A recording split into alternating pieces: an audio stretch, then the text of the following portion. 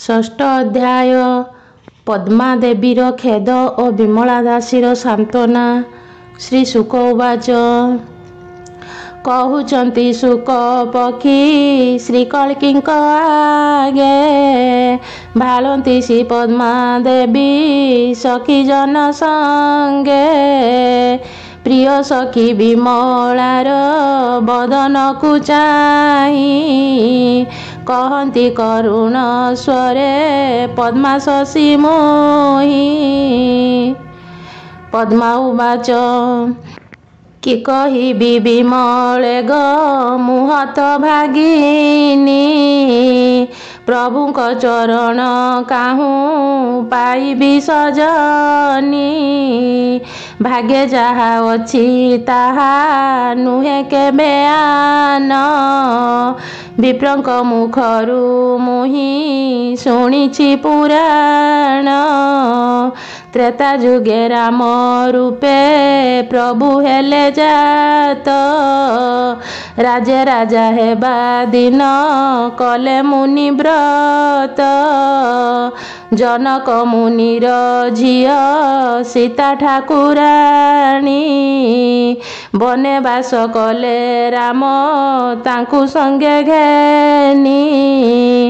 ମହାବଳ ଧନୁର୍ଦ୍ଧର ସଙ୍ଗତେ ଲକ୍ଷ୍ମଣ, କପାଳ ଲେଖା ସେ କରି ନ ପାରିଲେ ଆନ।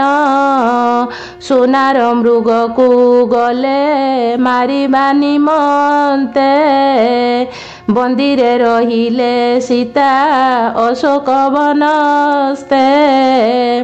ଜଗତର ନାଥ କରି ନ ପାରିଲେ ଆନ, ମୁଛାର ପାପିନୀ ମନ୍ଦ ଭାଗିନୀ ଯେ ହୀନ।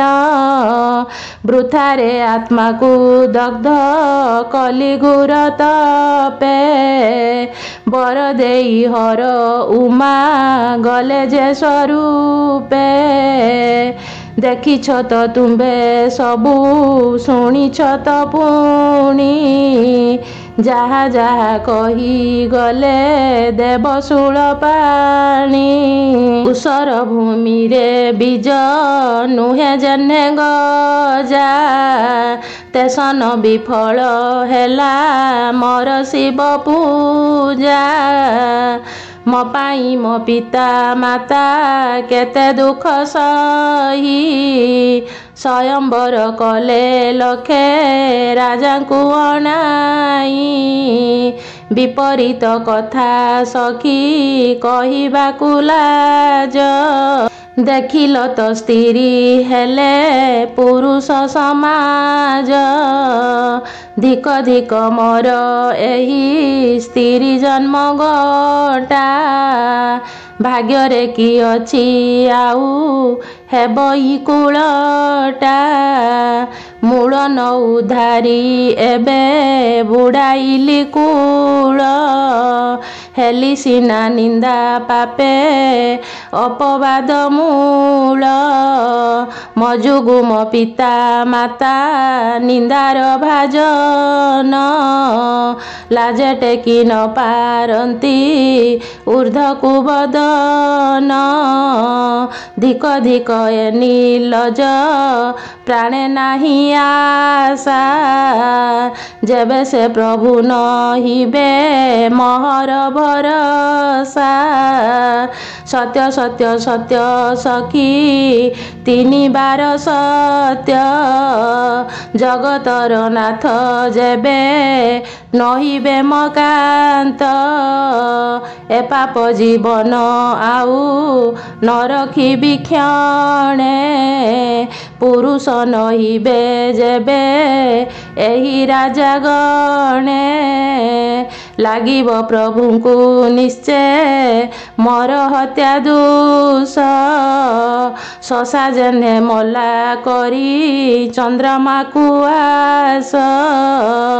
ଅକଳଙ୍କ ଚନ୍ଦ୍ରେ ନିଶ୍ଚେ ଲାଗିବ କଳଙ୍କ, ଭୟେ ତାଙ୍କୁ ନ ଭଜିବେ କେହି ସାଧୁ ଲୋକ।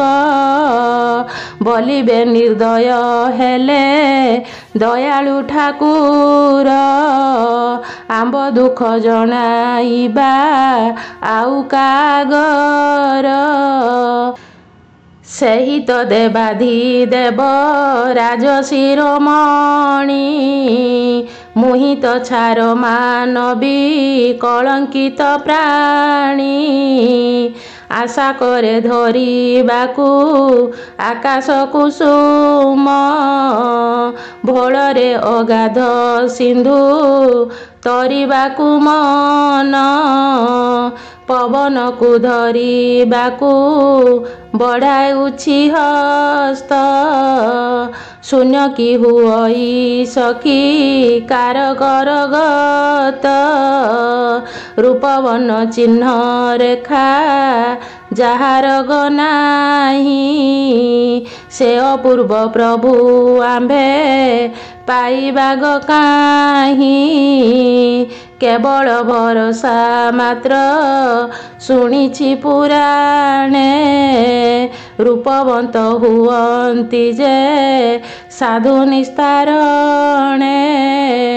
କୃଷ୍ଣ ରୂପେ କଲେ ପ୍ରଭୁ ଗୋପୀ ଜନେ ପ୍ରୀତି ପ୍ରଭୁ ପାଦେ ନାହିଁ ମୋର ତେସନ ଭକତି ଏମନ୍ତେ ବିଳାପ କଲେ ସ୍ୱାମୀ ସେହି ଯେତେ କହି ନ ପାରଇ ତାହା ମୁଁ ତୁମ୍ଭ ଅଗ୍ରତେ ନେତ୍ରୁ ଜଳ ବିନ୍ଦୁ ବିନ୍ଦୁ ଖସି ପଡ଼େ ତଳେ ଛିଡ଼ିକି ମୁକ୍ତା ମାଳରୁ ଗୋଟି ଗୋଟି ଗଳେ ସୁକେ ଭ୍ରମ ହେବାରୁ ମୁଁ ଭାଳିଲି ଏମନ୍ତ କ୍ଷଣକରେ ମତି ମୋର ହେଲା ବିହଳିତ ନୁହେଁ ଏ ମୁକୁତା ଫଳ ଗଗନର ତାରା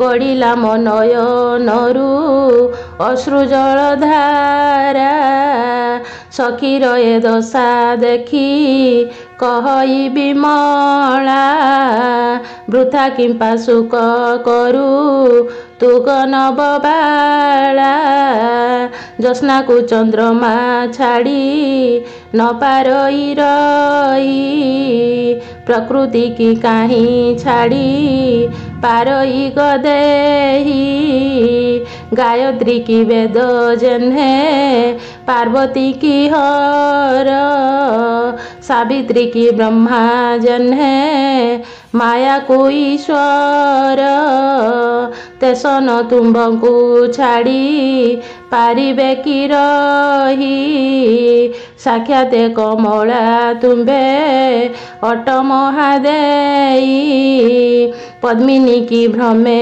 କଳା ଭ୍ରମର ଯେ ସନ ଭାବଗ୍ରାହୀ ନାଥ ତର ଭାବରେ ବନ୍ଧନ ନିକଟ ହେଲାଣି ସଖୀ ଭେଟିବୁ ଅବଶ୍ୟ ବର ଦେଇଛନ୍ତି ତତେ ପ୍ରସନ୍ନେ ମହେଶ ଈଶ୍ୱର ବାକ୍ୟକୁ ମିଛ ମଣୁଗ କେମନ୍ତେ ଉମା ମହେଶ୍ୱର ଯାହା କହିଥିଲେ ତତେ କାମ ଲାଳସାରେ ତତେ ଚାହିଁଲେ ପୁରୁଷ ଚାହୁଁ ଚାହୁଁ ନାରୀ ସେହି ହଇବ ଅବଶ୍ୟ ସାକ୍ଷାତ ଫଳିଲା ସଖୀ ଦେଖୁ ଦେଖୁ ତାହା ଜନ୍ମେ ଜନ୍ମେ ତୋର ପତି ଦେବ ଚଉବାହା ସେ ପୁରୁଷ ରତ୍ନ ତୁଗ ନାରୀ ରତ୍ନ ସାର ସାଧୁ ନିସ୍ତାରଣ ଅର୍ଥେ ତୁମ୍ଭେ ଅବତାର ରାଜା ମାନେ ନାରୀ ହେବା ପାଇଁ ନାହିଁ ଭୀତି ବିଚିତ୍ର ନୁହଁ ଏହି କଥା ପ୍ରଭୁ ପ୍ରତି ଯାହାର ଆଜ୍ଞାରେ ଜଳେ ଭାସିଲା ପଥର ଯେ ପ୍ରଭୁ କଲେ କୁବୁଜା ନାରୀ କି ସୁନ୍ଦର। ଜନମ ଅନ୍ଧକୁ ଯେହୁ ଚକ୍ଷୁ କଲେ ଦାନ, ଏକଥା ତାଙ୍କୁ ବିଚିତ୍ର ନୁହଁ ଗଜାଣ। ଏମନ୍ତେ ବହୁତ ରୂପେ ପ୍ରଭୁ ଦିଲା ସଖୀ, ମୋ ମନ ଅସ୍ଥିର ହେଲା ତାଙ୍କ ଦୁଃଖ ଦେଖି। ଅମାବାସ୍ୟା ଶଶୀ ପ୍ରାୟ ବଦନ ମଳିନ, କରନ୍ତି ସେ ସଦା ତୁମ୍ଭ ନାମକୁ ଭଜନ। କଳ୍କୀଙ୍କ ଆଦେଶେ ଶୁକ ପକ୍ଷୀର ପଦ୍ମାବାସ୍ୟ ଗମନ। କଳ୍କୀ ଉବାଚ, ଶୁକ ପକ୍ଷୀ ମୁଖୁ ଶୁଣି ଏମନ୍ତ ବଚନ, ବିସ୍ମିତରେ କିଛି କାଳ ହଇଲେ ମୌନ। କହିଲେ ପୁଣି କୋମଳ ମୃଦୁ ମଧୁ ସ୍ୱରେ, ଆହେ ଶୁକ ପକ୍ଷୀ ତୁମ୍ଭେ ପ୍ରିୟା ନିକଟରେ। ମୋ କଥା ଜଣାଇ ତାଙ୍କୁ ପ୍ରବୁଦ୍ଧ କରାଇ, ଏତିକି କଷ୍ଟ ପାଇବ ଶୁକ ମୋହ ପାଇଁ। ସୁଝି ନ ପାରିବି ଶୁକ ତୁମ୍ଭ ଉପକାର, ତୁମ୍ଭେ ମୋର ପ୍ରିୟ ବନ୍ଧୁ ସଖା ସହୋଦର। ପକ୍ଷୀ ହଇଲେ କି ହେବ ତୁମ୍ଭେ ମହାଜ୍ଞାନୀ, ପଣ୍ଡିତ ସର୍ବଜ୍ଞ ତୁମ୍ଭେ ଯଥା ଶୁକ ମୁନି। ତୁମ୍ଭକୁ ତ ତିନି କାଳ କଥା ଜଣାଅଛି, ତେଣୁ ଶିବ ଦେଇଛନ୍ତି ମତେ ବାଛି ବାଛି।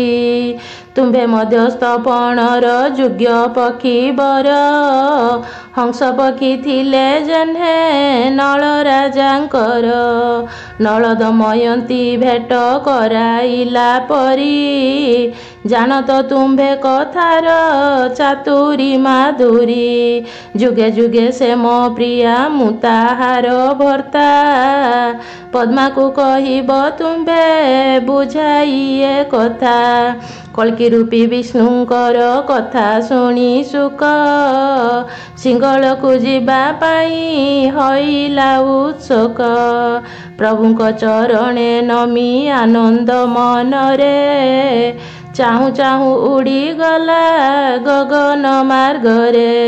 ମିଳିଲା ଯାଇ ସମୁଦ୍ର କୂଳେ ପକ୍ଷୀରାଜ, ସ୍ନାନ କରି ଯିବା ପାଇଁ ହେଲା ପୁଣି ସଜ। ସମୁଦ୍ରକୁ ପାର ହୋଇ ମିଳିଲା ସିଂହଳେ, ନୃପତି ଉଦ୍ୟାନେ ଯାଇ ବସି ବୃକ୍ଷ ଡାଳେ। ଦେଖଇ ସେ ଉପବନ ଅତ୍ୟନ୍ତ ସୁନ୍ଦର, କମଳା ଲେମ୍ବୁ ନାରଙ୍ଗ ଟଭା ଫଳ ଭର। ନଡ଼ିଆ ଗୁଆ କଇଥ ଆମ୍ବ ଜାମୁ କୋଳି, କେନ୍ଦୁ ବାତାପି ଖଜୁରୀ ପଣସ କଦଳୀ। ଏ ଆଦି ଅନେକ ଫଳ ବୃକ୍ଷ ଧାଡ଼ି ଧାଡ଼ି, ଫଳ ଭକ୍ଷନ୍ତି ପକ୍ଷୀଏ ଆସି ଉଡ଼ି ଉଡ଼ି। ନାନା ଜାତିରେ ଅଛନ୍ତି ତହିଁ ପକ୍ଷୀଗଣ, ତାଙ୍କ କଳରବ କରେ ମନକୁ ହରଣ। ମଲ୍ଲି ମାଳତୀ କାମିନୀ ଜୁଇ ଯାଇ ଲତା, ମାଧବୀ ସେବତୀ ଫୁଲେ ଭୃଙ୍ଗେ ଉନ୍ନମତା। କିଆ କେତକୀ ମନ୍ଦାର ଜବା କନିଅର, ତରାଟ ରଙ୍ଗିଣୀ ଗଙ୍ଗା ଶିଉଳି ଟଗର। ଏ ଆଦି ଫୁଲରେ ଶୋଭା ପାଏ ଉପବନ, ଶୁକ ପକ୍ଷୀ କଲା ତହିଁ ଶ୍ରମ ନିବାରଣ। ବସିନ ସେ ନାଗେଶ୍ୱର ବୃକ୍ଷର ଉପରେ, ଦେଖିଲା ତହିଁର ତଳେ ଅଛି ସରୋବରେ। ଅତି ନିର୍ମଳ ଦିଶୁଛି ସେ ପୋଖରୀ ଜଳ, ସ୍ଫଟିକ ପାବଛ ତହିଁ ଦିଶଇ ସୁଡ଼ଳ।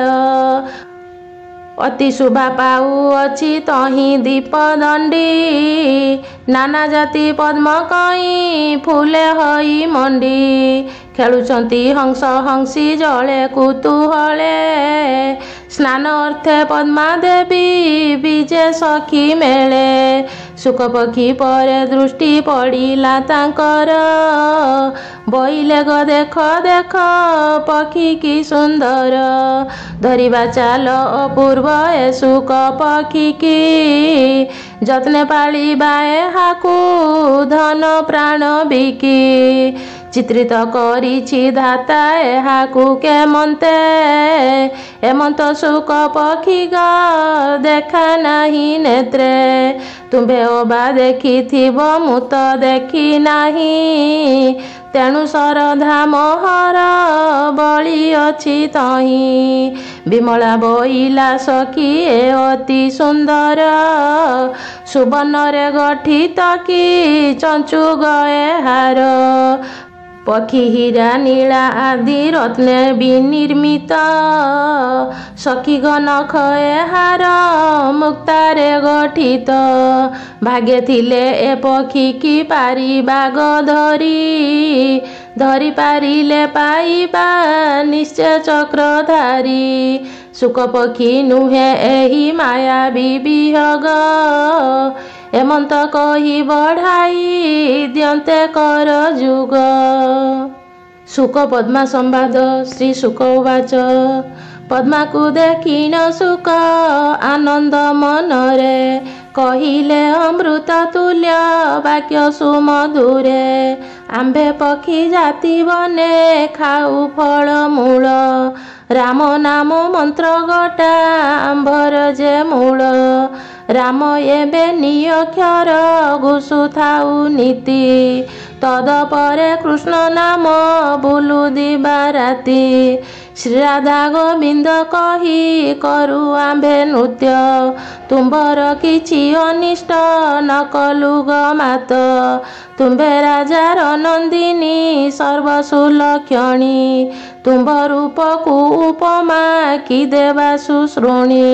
ନାହିଁ କେହି ବ୍ରହ୍ମା ବିଷ୍ଣୁ ରୁଦ୍ର ସୃଷ୍ଟି ମଧ୍ୟେ, ତୁମ୍ଭର ଉପମା ଏକା ତୁମ୍ଭେ ଗ ସୁମଧ୍ୟେ। ସବୁ ଠାକୁରାଣୀଙ୍କର ତୁମେ ଠାକୁରାଣୀ, ତୁମ୍ଭେ ହେବ ପରା ବିଷ୍ଣୁ ନାଥଙ୍କ ଘରଣୀ। ଜଣାଯାଏ ମାୟା ରୂପେ ଅଛ ଅବତରୀ, ବଲାଉଛ ଏ ସିଙ୍ଗଳେ ରାଜାର କୁମାରୀ। ଅଭକ୍ଷ ମହର ମାଂସ ପୁଣି ଅପବିତ୍ର, ଅଶୁଦ୍ଧ ଅଟଇ ମାତ ମର ମଳ ମୂତ୍ର। କିମ୍ପାଇଁ ବନ୍ଦୀ କରିବ ମତେ ବଳେ ଧରି, ଏମନ୍ତ ଶୁଣି ବଇଲେ ପଦ୍ମା ସୁକୁମାରୀ।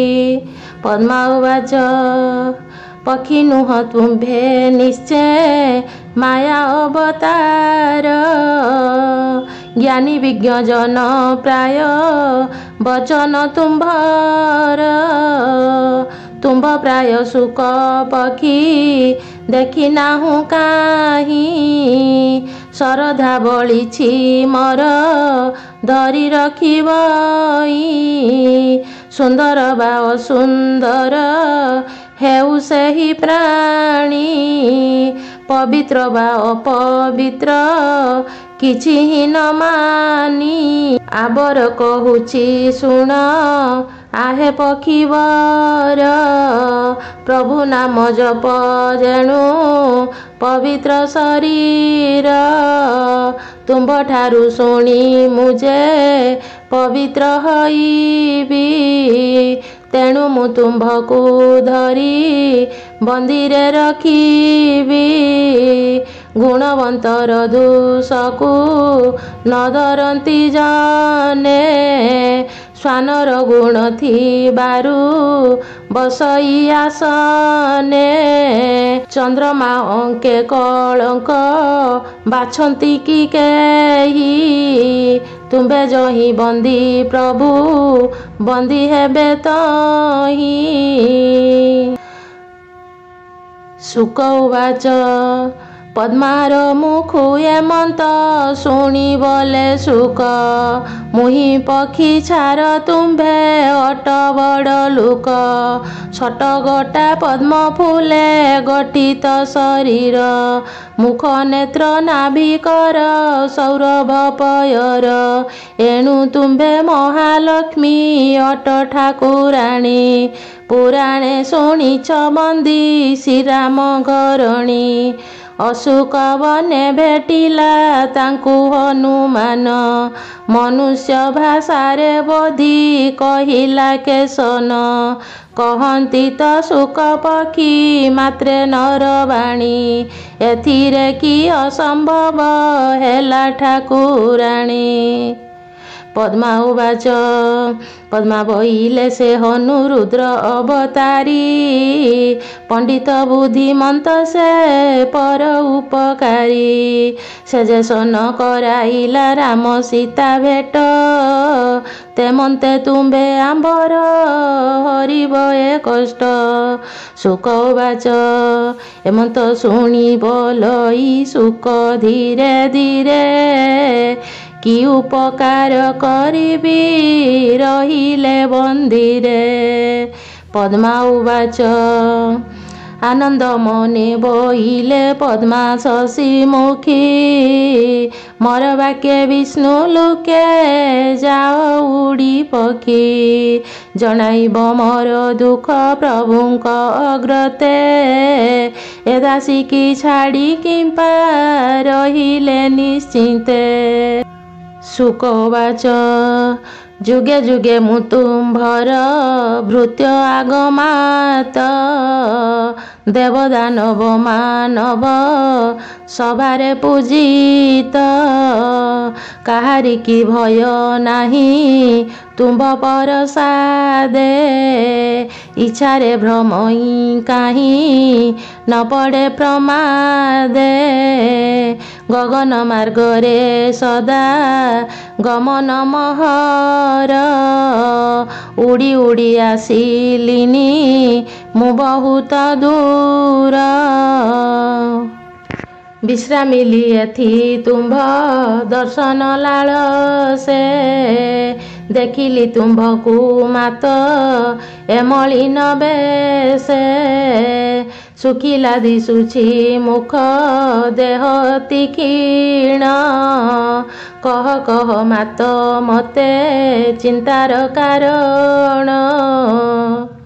ପଦ୍ମା ଉବାଚ କି କହିବି ଶୁକ ମୋର ଦୁଃଖର କାରଣ ତପସ୍ୟାରେ ହରଙ୍କୁ ମୁଁ କଲି ସୁପ୍ରସନ୍ନ ହରଉ ମାସି ଯାଚି ଦେଲେ ମତେ ବର ଶ୍ରୀ ବିଷ୍ଣୁ ଦେବ ହଇବେ ସ୍ୱାମୀଗତ ହର ଯେଜନ ଚାହିଁବ ତତେ କାମ ବିଳାସେ ଚାହୁଁ ଚାହୁଁ ନାରୀ ହେବେ ଜାଣ ସେ ପୁରୁଷେ ସେଦିନୁ ମୁଁ ଶ୍ରୀ ବିଷ୍ଣୁଙ୍କୁ ଭଜେ ଅନୁକ୍ଷଣେ ଭୁଜନେ ଗମନେ ମନେ ଶୟନେ ସ୍ୱପନେ ମମନ୍ଦ ଭାଗ୍ୟକୁ ଶୁକ ଶିବଙ୍କ ବଚନ ଆନ ହେଲା ନ ପାଇଲି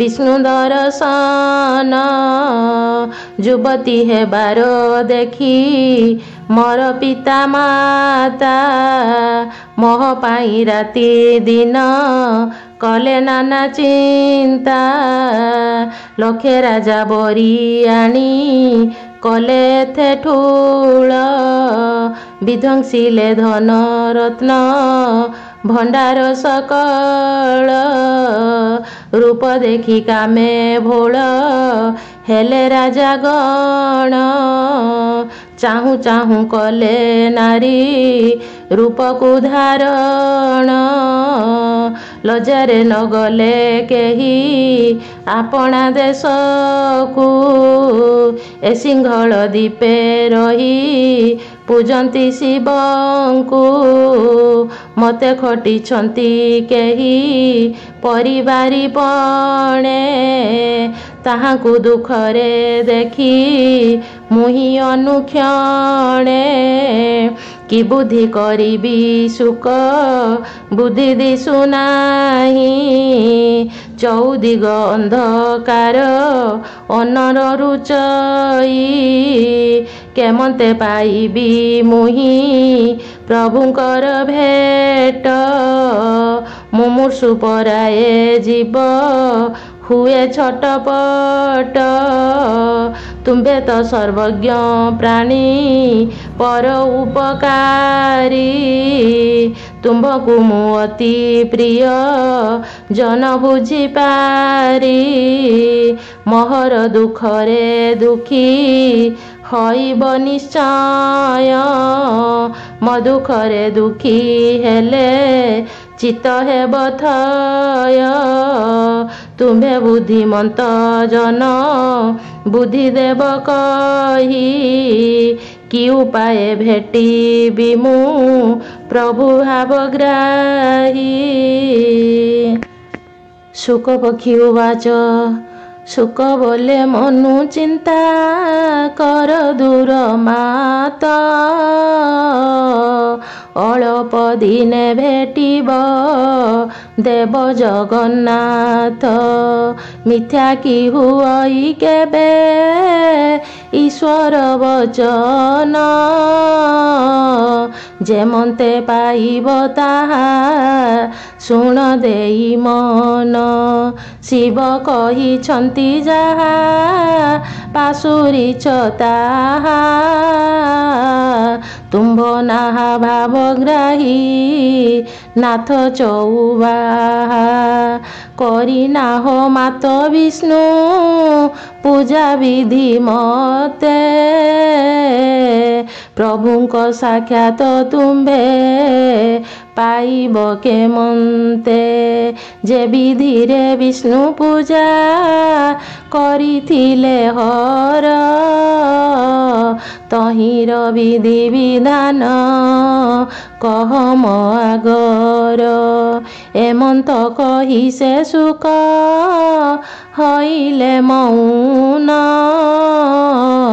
ଦ୍ୱିଜ ନାରାୟଣ ଭଜେ ଶ୍ରୀ ବିଷ୍ଣୁ ଚରଣ।